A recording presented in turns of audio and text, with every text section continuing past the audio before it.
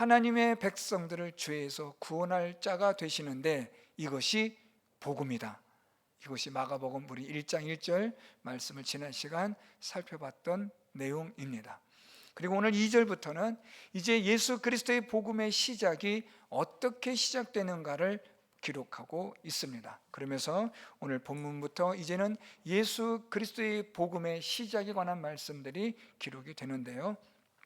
그런데 오늘 말씀 보면 선지자 말라기와 이사야 그 선지자의 글을 먼저 마가는 기록하고 있습니다.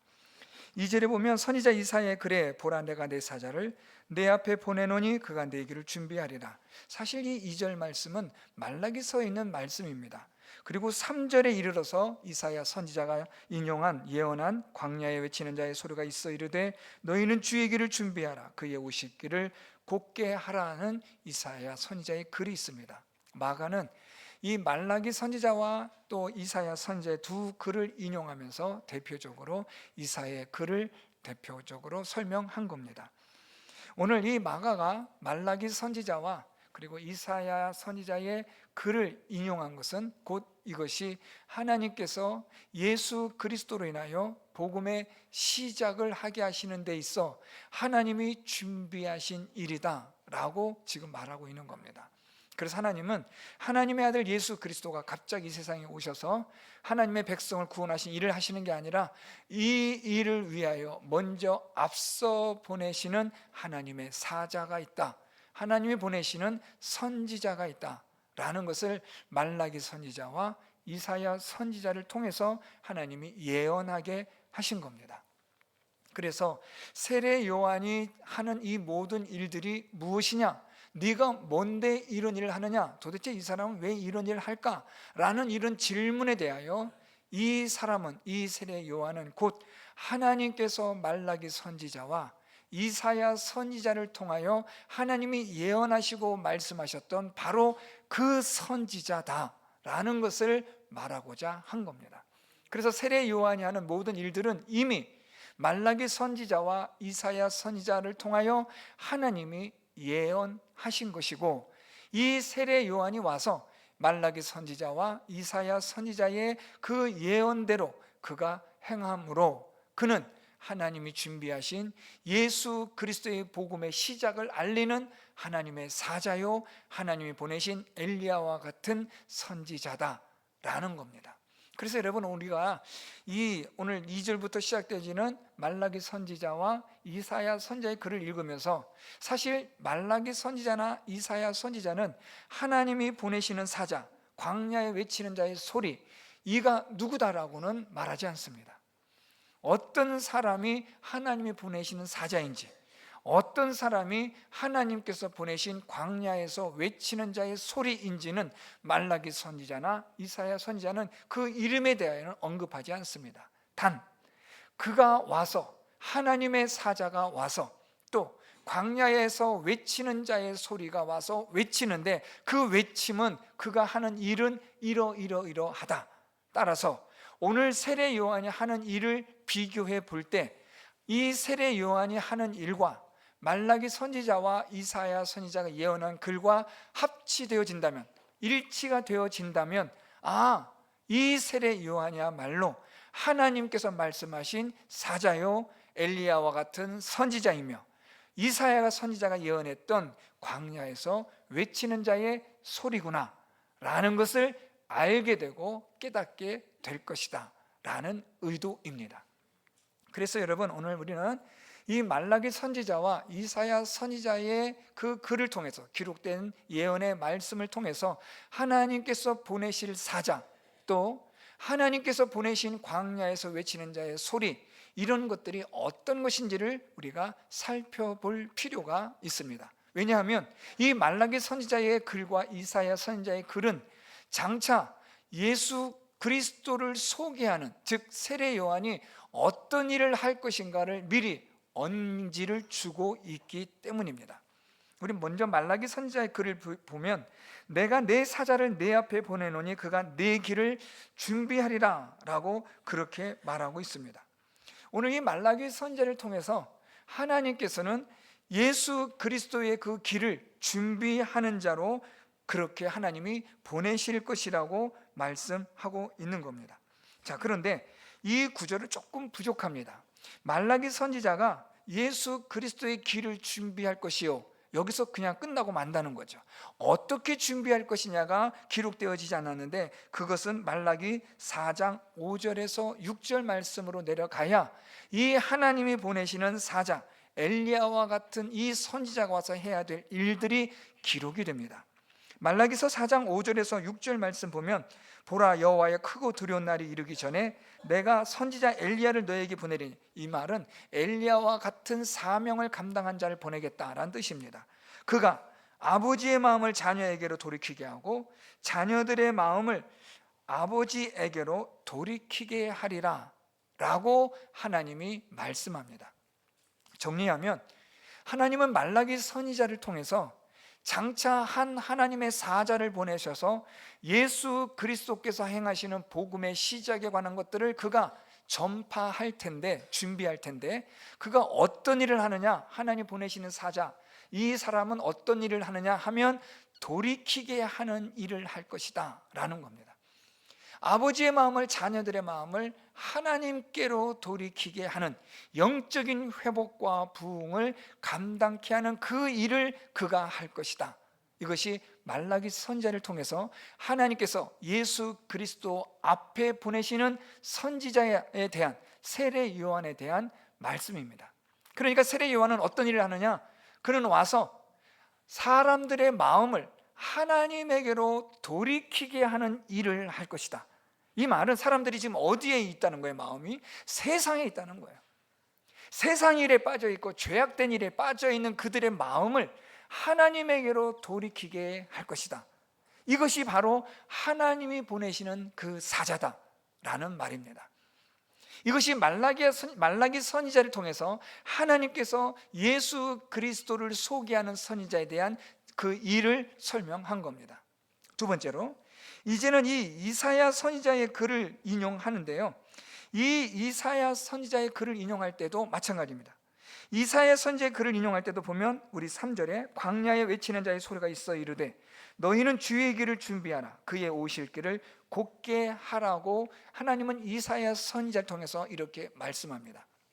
즉, 하나님은 예수 그리스도 앞에 예수 그리스도를 소개하는 선지자를 보내는데, 그는 마치 무엇과 같으냐, 광야에서 외치는 자의 소리와 같다라는 겁니다.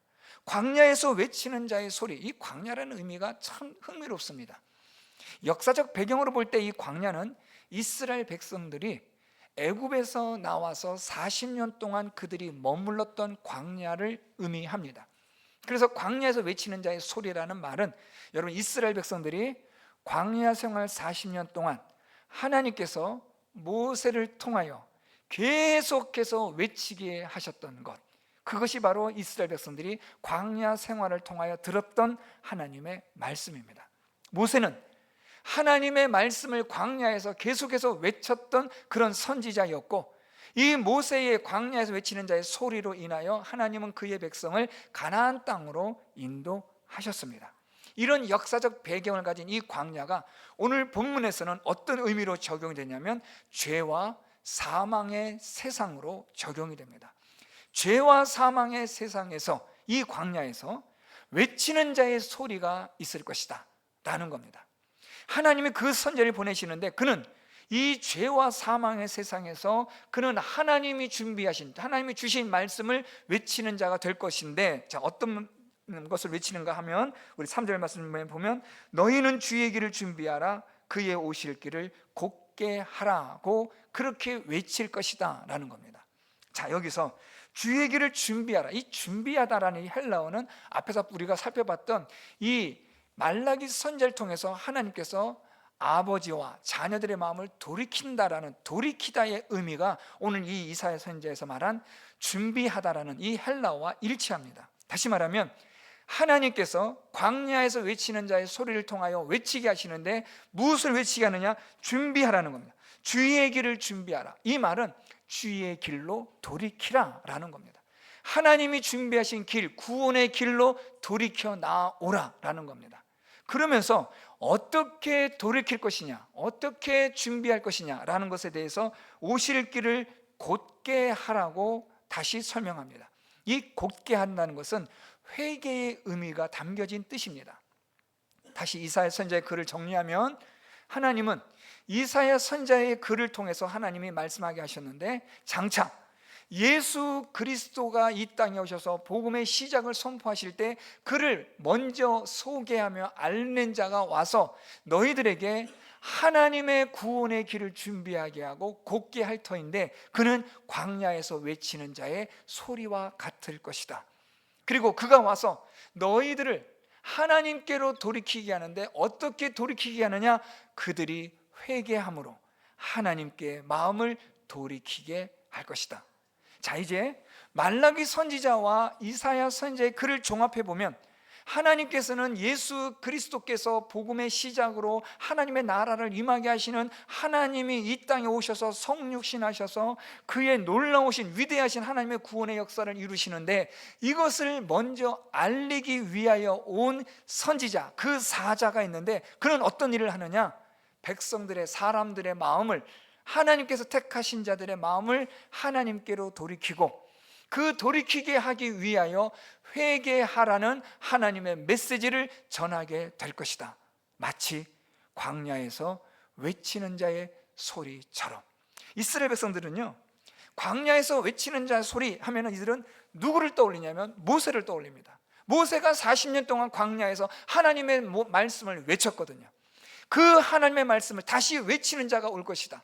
그래서 그가 너희로 하여금 주의 길을 준비하며 너희로 하여금 하나님의 길을 곧게 하여 하나님의 구원의 길로 나아가게 할 것이다. 마치 이스라엘 백성들이 가나안 땅에 들어갔던 것처럼 너희로 하나님의 나라로 들어가게 할 그 선지자를 하나님이 보내실 것이다. 이것이 말라기 선지자와 이사야 선지자의 글을 통해서 하나님이 말씀하신 예언의 내용입니다. 자, 이제 이런 말라기 선지자와 이사야 선지자의 이런 예언되어진 이 내용과 오늘 본문에서 이제 사역하는 세례 요한의 사역이 일치하느냐 일치하지 않느냐만 우리가 확인해 보면 되는 거죠. 그래서 세례 요한이 말라기 선지자나 이사야 선지자의 글과 일치한다면 세례 요한은 말라기 선지자나 이사야 선지자가 예언한 바로 그 하나님의 사자요, 그 광야에 외치는 자의 소리다 라고 우리는 확인할 수 있을 것이고, 또 그렇지 않다면 세례 요한이 하는 사역이 말라기 선지자나 이사야 선지자의 사역과 전혀 다르다, 예언과 다르다고 한다면 이 세례 요한은 말라기나 이사야 선지자가 예언한 하나님 보내신 사자나 광야에서 외치는 자의 소리는 아니라는 거죠. 그러면 이제 세례 요한의 사역을 우리가 보도록 하겠습니다. 여러분, 이 말씀을 보시면서 이 세례 요한의 사역이 과연 말라기 선지자나 이사야 선지자의 글과 일치하지 않는지 하는지를 유심히 여러분들이 보셔야 합니다. 이제 말씀을 봅니다. 이제 세례 요한의 사역이 시작됩니다. 4절, 세례 요한이 광야에 이르러, 흥미롭죠? 광야에 이르러 그가 외칩니다. 죄 사함을 받게 하는 회개의 세례를 전파하니. 이 말을 조금 바꿔 말하면 세례 요한이 광야에서 외칩니다. 무엇을 외쳐요? 죄 사함을 받게 하는 회개의 세례를 받으라고 외치는 거죠. 마치 이사야의 글이 그대로 옮겨온 것처럼 지금 세례 요한이 그렇게 일하고 있는 겁니다. 이사야 선지자가 말한 광야에서 외치는 자의 소리가 있는데, 주의 길을 준비하여 곧게 하라, 너희들은 회개하여 하나님의 길로 너희들 나오라 라는 이 이사야의 이 글이, 예언이 오늘 이 세례 요한이 광야에서 외치는 내용과 일치한다는 거예요. 따라서 이 세례 요한은 바로 이사야가 예언한 광야에서 외치는 자의 소리이며, 더 나아가 그는 엘리야가 말라기 선지자가 예언한 보내시는 엘리야와 같은 선지자, 즉 하나님의 그 선지자가 맞다라고 우리는 확인할 수가 있는 거죠. 조금 더 살펴보겠습니다. 이 세례 요한이 광야에 이르러 죄 사함을 받게 하는 회개의 세례를 전파한다라고 하는데, 이제 여기서 우리가 이 세례 요한이 전파한 내용을 살펴봐야 합니다. 세례 요한이 지금 전파한, 외친 내용이 무엇이냐면 다름 아니라 죄 사함을 받게 하는 회개의 세례를 외치고 있는 겁니다. 오늘 여기서 여러분, 죄 사함을 받게 하는 회개의 세례라는 이 단어가 좀 중요한데요, 우리가 죄의 사함을 받기 위해서는 먼저 무엇이 선행되어야 하냐면 회개의 세례가 선행되어야 합니다. 우리의 죄가 회개가 되어야 한다라는 건데, 자, 여러분 여기서 이 회개라는 이 의미는 변화를 말합니다. 무엇의 변화냐면 두 가지인데요, 생각 그리고 행동, 이걸 말합니다. 그래서 회개하면 우리는 두 가지를 떠올려야 합니다. 무엇이 변화되는가? 회개하면 변화되는 겁니다. 돌아서는 거예요. 우리가 앞에서 봤던 말라기 선지자가 예언한 것처럼 돌이키는 거예요. 죄악된 삶에서 돌이키는 거죠. 세상을 향해 있던 우리가 돌이키는 거예요. 돌아서는 거예요. 우상을 섬겼던 우리가 돌이키는 거예요. 이 엘리야가 이 이스라엘 백성들에게 바알과 아세라를 섬기는 그들에게 하나님 말씀을 전하면서 누구에게 돌이키라고 하는 거예요? 하나님에게 돌아서라는 거예요. 갈멜산에서 하늘에서 불이 내려온 것을 보면서 엘리야가 무엇을 말해요? 하나님께 돌아오라는 거예요. 돌이키다라는 거죠. 회개는 무엇이냐면 돌아서는 거예요. 무엇이 돌아서냐면 우리의 마음이, 그리고 우리의 행동이 돌아서는 거예요. 이걸 우리는 변화라고 말해요. 우리가 회개의 이 세례는 곧 우리의 생각과 우리의 마음 그리고 행동이 변화되는 거예요. 이것이 곧 우리로 하여금 죄의 사함을 받게 하는 아주 중요한 출발점이 된다는 것을 오늘 지금 이 세례 요한은 우리에게 지금 말하고 있는 거예요. 그래서 죄의 사함을 받게 하는 이 말은 너희들이 죄의 사함 받으려면 먼저 회개가 있어야 한다. 너희의 마음과 너희의 행동이 전환되어야 한다. 변화되어야 한다 라는 것을 지금 세례 요한이 말하고 있는 거예요.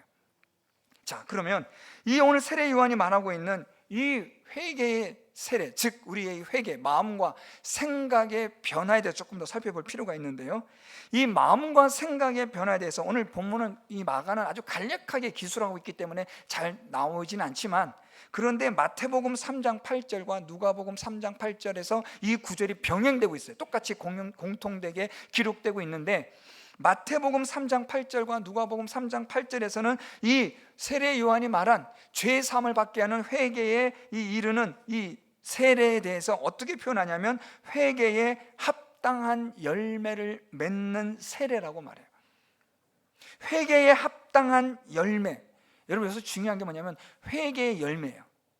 지금 그러니까 오늘 말씀에서 이 회개의 세례, 죄사함을 받게 하는 이 회개의 세례가 중요한데, 회개의 세례가 중요한데, 이 회개가 중요한데, 회개란 뭐냐라고 한다면 이 마태복음과 누가복음을 통해서 세례 요한이 말한 내용은 그것은 다름 아니라 회개에 합당한 열매라는 거예요. 회개에 합당한 열매, 이 열매라는 이 헬라어는요, 증거하다는 거예요. 무엇을 증거하느냐? 내가 변화되었다는 것을 증거하는 거예요. 그게 열매라는 거죠. 자, 여러분, 이 나무가 사과나무인지 또는 무슨 배나무인지, 배나무가 있나요? 하여튼 우리 그걸 어떻게 알아요? 뭘 보고 알아요?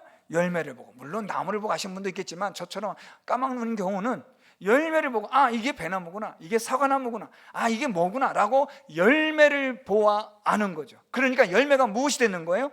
증거가 되는 거죠. 회개에 합당한 열매는 회개에 맞는 증거가 있어야 한다라는 겁니다. 회개는 무엇이냐? 우리의 마음과 그리고 우리의 행동이 변화되어져 가는 증거가 있어야 된다는 거죠. 여러분, 이거 중요합니다. 왜냐하면 오늘날 많은 그리스도인들이 회개하면 되지 뭐, 이 말은 뭐냐면 여러분, 죄를 범하는 것을 너무나 쉽게 생각해요. 왜요? 회개하면 되는데 라고 생각하는 거죠. 죄 잘못 저질렀어요. 하나님, 제가요 오늘도 잘못했으면 하나님 용서해 주세요. 예수님 이름으로 기도합니다. 아멘. 끝. 이 회개됐다는 거예요. 그러니까 죄 짓는 데에 대해서, 아유, 하나님, 나는 연약하잖아요, 부족하잖아요, 하나님 또 죄 졌습니다, 용서해 주세요, 예수님 이름으로 기도합니다, 아멘. 나 회개했어. 그래, 난 괜찮아 라고 생각한다는 거죠. 이거 아주 잘못된 거예요. 회개에 대한 기본 개념이 없는 거죠. 회개는 뭐냐? 생각과 행동이 달라지는 증거예요. 이를테면 내가 어떤 물건을 훔쳐요. 남의 물건 막 훔치는 사람이 있어요. 내가 회개했어요. 하나님, 내가 잘못했습니다. 내가 물건을 훔쳤습니다. 내가 다시 훔치지 않겠습니다. 그럼 어떻게 해야 돼요? 훔치지 말아야죠. 그런데 또 훔쳐놓고, 하나님, 내가 또 훔쳤습니다. 이건 회개를 한 게 아니라는 말이죠. 하나님께서 말씀하신, 오늘 성경에서 말씀하는 회개는 생각과 그리고 우리의 행동이 우리가 회개했다는 것에 대한 증거가 있어야 한다라는 거예요. 그렇지 않으면 도끼가 이미 나무 뿌리에 놓여졌으니 너희가 열매를 맺으면 회개에 대한 합당한 증거가 있으면 괜찮지만 그 증거가 없다면 찍어버리겠다. 이것이 마태복음과 누가복음에서 말씀하고 있는 회개에 합당한 열매에 따르는 말씀이에요. 그래서 여러분, 우리가 회개했다? 이거 잘 생각하셔야 돼요. 정말 회개했는가? 정말 회개했다면 마음과 행동이 변화가 일어나야죠. 변화가 안 일어나고 매일 반복되는데 무슨 회개를 합니까? 입으로만 회개했다는 거죠. 말로만 회개한 거죠. 마음의 변화도 없고 행동의 변화도 없고 증거도 없고 열매도 없는데 그걸 회개했다고 누가 말합니까? 누가 인정합니까? 하나님이 인정하시려면 마음과 행동의 변화에 대한 열매가 있어야 합니다. 이것이 오늘 세례 요한이 말한 죄 사함을 받게 하는 회개의 세례입니다. 자, 그런데 여러분, 여기서 우리가 하나 조금 더 생각해 볼 게 있어요. 그런데 우리는 또 어떤 생각을 하냐면, 뭐 내가 회개 세례 뭐 내가 못했다고 쳐. 아유, 뭐 그렇게까지 나 잘 못합니다. 뭐 회개를 내가 했지만 뭐 사람이 뭐 그럴 수 있죠. 뭐 하면서도 어떤 마음을 갖냐면, 그래도 나는 하나님 믿는 믿음이 있으니까 구원 받아요. 난 뭐 구원 받습니다. 괜찮습니다. 뭐 회개 좀 잘 못해도 난 이미 구원받기로 된 사람이에요. 괜찮아요. 라고 그렇게 생각을 할 수 있다는 게 문제예요. 자, 세례 요한은 마태복음과 누가복음 말씀에서 마태복음 3장 9절, 누가복음 3장 8절에서 세례 요한이 이 당시에 유대인들이 가지고 있는 생각을 아주 기가 막히게 딱 지적을 해요. 아브라함이 우리 조상이라고 생각하지 말라. 이 말은 무슨 뜻이냐면, 우리 조상이 아브라함이야. 그래서 나는 하나님의 자녀야. 내가 회개한들 하지 않다 하더라도 나는 구원받는데 전혀 문제 없어. 왜? 나는 하나님의 자녀니까. 왜? 우리 조상이 아브라함이라니까. 그래, 난 당연히 저절로 나는 구원받는 건지 구원받지. 회개에 합당한 이런 뭐 세례나 없어도 괜찮아. 우리 조상이 아브라함인데 뭘. 우리 조상이 아브라함이니까 나도 당연히 나도 아브라함의 후손으로서 하나님의 자녀가 되는 거지 라고 여기는 이런 유대인들의 생각이 당시에 전반적이었거든요. 이런 것에 대해서 오늘 세례 요한이 무슨 말 하냐면, 아브라함이 우리 조상이라고 생각하지 말라. 그러면서 세례 요한이 이런 말이에요. 하나님의 능히 이 돌들로도 아브라함의 자손이 되게 하시리라. 이 말씀 참 중요한 뜻이에요. 무슨 말인가 하면, 하나님이 이 돌들로도, 이 돌이라는 표현을 사용하고 있지만 사실은 이방인들이에요. 왜냐하면 유대인들은 돌보다도 못한 존재를 이방인으로 여겼거든요. 오늘 세례 요한이 말하기를, 너희들이 그렇게 하찮게 우습게 여기는 이방인이라 할지라도 그들도 하나님의 자녀가 될 수 있다. 어떻게 해요? 하나님의 능력으로. 그러니까 돌들도 아브라함의 자손으로 하나님 능히 만들 수 있다라는 말의 진의는 무엇이냐면, 구원은, 하나님의 자녀는 무엇으로 된다는 거예요? 하나님의 능력으로. 자, 이걸 잘 보셔야 돼요. 그러니까 우리 조상이 아브라함이기 때문에 내가 하나님 자녀가 됩니까? 아니요. 하나님의 능력으로 우리가 하나님의 자녀가 되는 거죠. 어떻게 하나님의 능력으로 우리가 하나님의 자녀가 되느냐? 우리가 죄 사함을 받게 하는 회개의 세례를 통하여 예수께서 베푸시는 성령의 세례를 받음으로 우리가 하나님의 자녀가 되는 거죠. 아브라함의 자손이라고 해서 우리가 하나님의 자녀가 되는 게 아니에요. 여러분, 이거 중요한 얘기니까 제가 강조하는 겁니다. 이게 무슨 말인가 하면, 오늘 우리 한국식으로 표현할게요. 나 모태신앙이에요. 이 모태신앙이요, 여러분, 신앙에 있어서, 믿음에 있어서 제일 안 잘하는 사람이 모태신앙이에요. 자기가 모태신앙이라는 거예요. 그래서 뭐 어땠다는 거예요? 우리 집은 4대째. 그래 4대째인데 그래, 당신 예수를 믿어요? 아니, 우리 집안이 4대든 뭐 우리가 뭐 내가 모태신앙이든 그건 중요한 게 아니고, 지금 당신이 회개의 이 세례를 해서 예수께서 베푸시는 성령의 세례를 받았냐고요. 그런데 제가 이 목회를 하면서 보면 이런 생각하시는 분들이 의외로 많아요. 난 모태신앙이에요. 그래서 어쨌다고요? 그래서 당신이 예수를 믿냐고요, 집사님? 이 말에 대해서 이 사람들이 지금 엇갈리고 있는 거예요. 우리 아버님이, 우리 할아버지가 3대 할아버지가 순교했어요. 그래야 참 좋은 가문이신데 순교하신 그분 얼마나 귀합니까? 그런데 당신이 예수 믿냐고요. 그러니까 무슨 생각을 하고 있냐면, 이 모태신앙 사람들은 내가 모태신앙이니까 저절로 구원받는다 생각하는 거예요. 무엇처럼요? 우리 조상이 아브라함이다. 오늘 세례요한은 무슨 말 하는 거예요? 너희가 아브라함이 너희 조상을 생각해서 너희가 하나님 자녀된다고 생각하지 마. 하나님의 자녀가 되는 것은, 구원받는 것은 하나님의 능력으로 되는 건데, 그것은 회개의 세례를 통하여 우리가 죄사함 받는 성령의 역사로 인하여 우리가 예수 그리스도를 믿는 이 믿음으로 말미암아서야 하나님의 자녀가 되는 거다.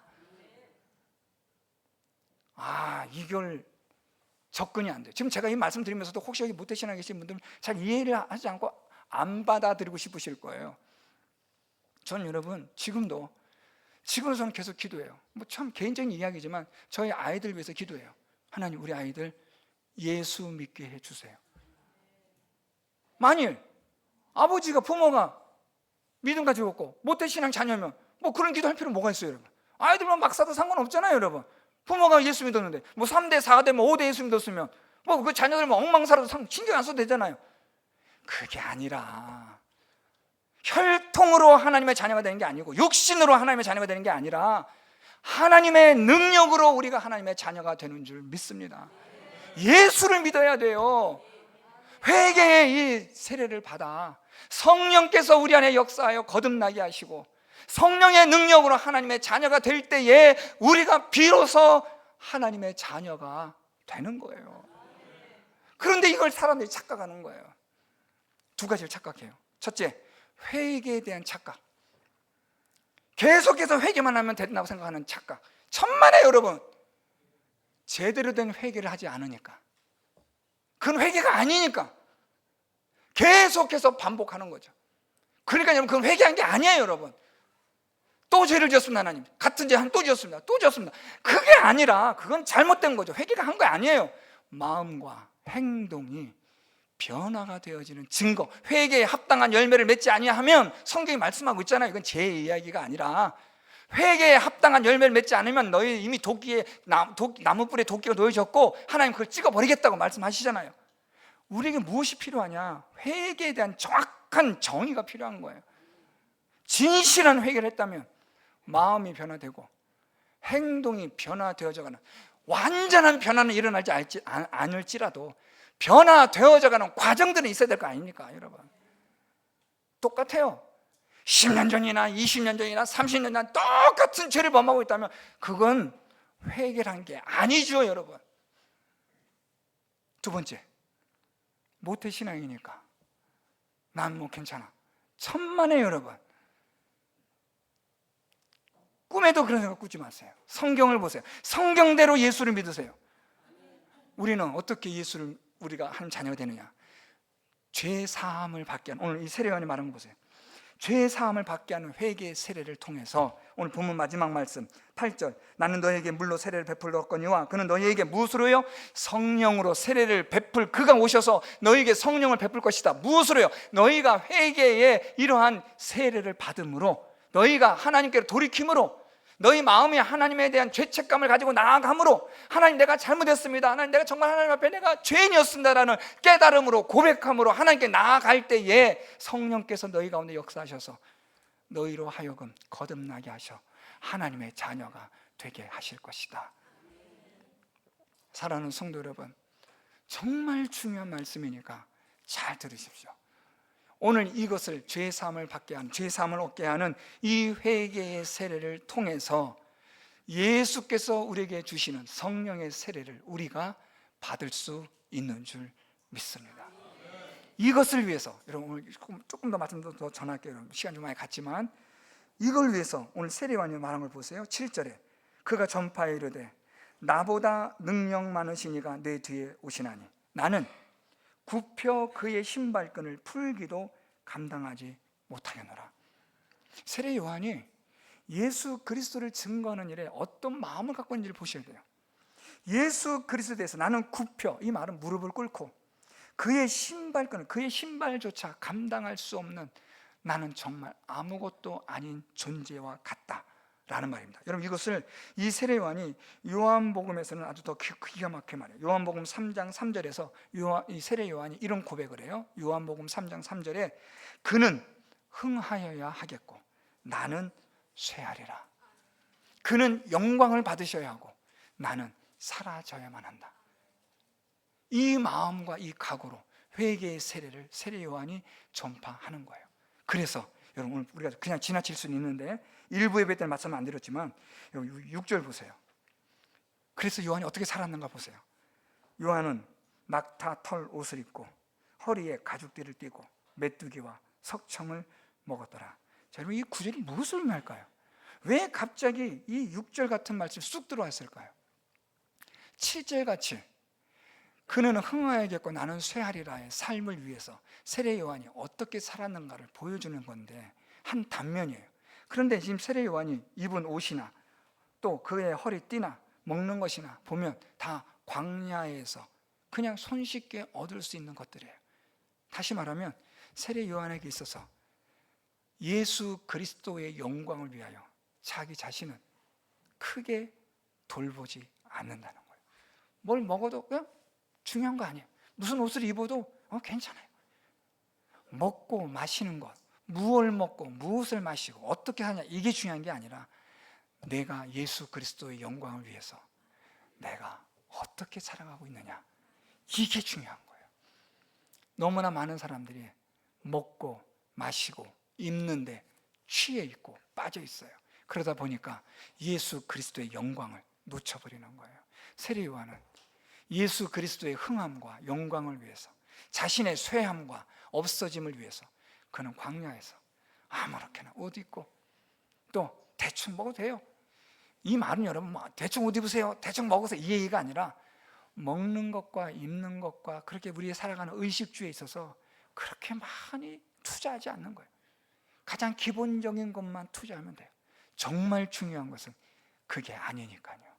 의식주가 중요한 게 아니라 내가 무엇을 위해서 살아가느냐는 거죠. 사랑하는 성도 여러분, 예수 그리스도는 흥하여야 하겠고 하나님은 영광을 받으셔야만 하고 저와 여러분, 우리는 쇠하여지고 낮아지는 자가 될 수 있기를 바랍니다. 회개의 세례를 통하여 성령께서 베푸시는 놀라운 세례로 거듭난 자가 되어 하나님의 자녀가 되어지는 성도 여러분들이 다 되시기를 예수 그리스도의 이름으로 축원드립니다.